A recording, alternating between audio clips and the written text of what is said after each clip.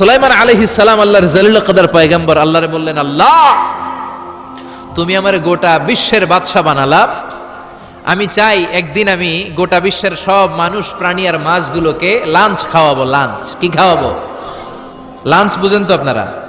Lunch মানে কি? দুপুরের খাবার।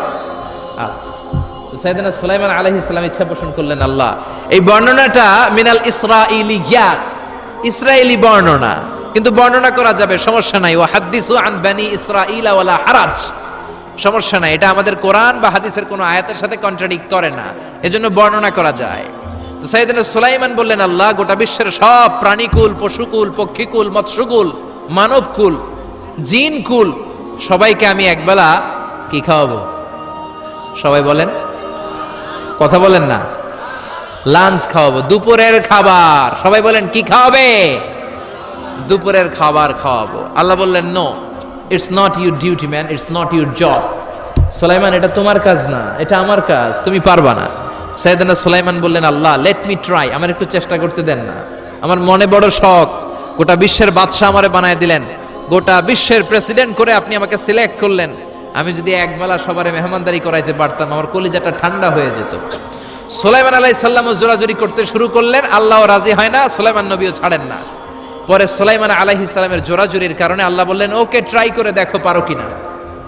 সাইয়েদনা সুলাইমান আলাইহিস সালামের অনুসারী ছিল জিনেরা, জিনেরা ওনার কথা শুনতো, সব জিনদেরকে নিয়ে বসালো, জিনদের সাথে গোল টেবিল বৈঠক।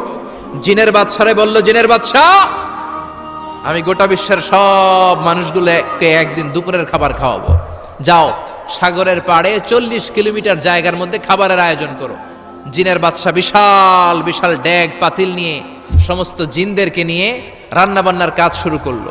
আফ্রিকার জঙ্গল থেকে আস্ত আস্ত গরুগুলোকে এনে ফ্রাই করতে আরম্ভ করলো, হরিণগুলোকে রোস্ট করতে আরম্ভ করলো, সাগরের তিমি মাছগুলোকে ভুনা করতে শুরু করলো, আকাশের বড় বড় পাখিগুলোকে রোস্ট করতে শুরু করলো। 40 কিলোমিটার ব্যাপী জায়গা নিয়ে খাবার তৈরি করা হচ্ছে, কারণ সাইয়েদনা সুলাইমান আলাইহিস সালাম গোটা বিশ্বের মানুষকে, গোটা বিশ্বের প্রাণীগুলোকে একদিন দুপুরের খাবার খাওয়াবে।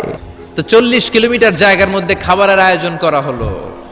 সাইয়েদনা সুলাইমান আলাইহিস সালাম বললেন, রান্না করতে থাকো। করতে করতে বিশাল রান্নার স্তূপ, বিরিয়ানির স্তূপ, খিচুড়ির স্তূপ, পোলাওয়ের স্তূপ, রেজালার স্তূপ, ঝাল গরুর মাংসের স্তূপ, কোরমার স্তূপ, সব কিছুর স্তূপ করা হলো। ফল মূল মাছ মাংস এনে স্তূপ করা হলো 40 কিলোমিটার এরিয়া নিয়ে। কয় কিলোমিটার? সবাই বলেন কয় কিলোমিটার? সব যখন রান্না শেষ, চলে এলো সেই মাহেন্দ্রক্ষণ, সেই মাহেন্দ্র দিন, যেদিন তিনি আপ্যায়ন করাবেন।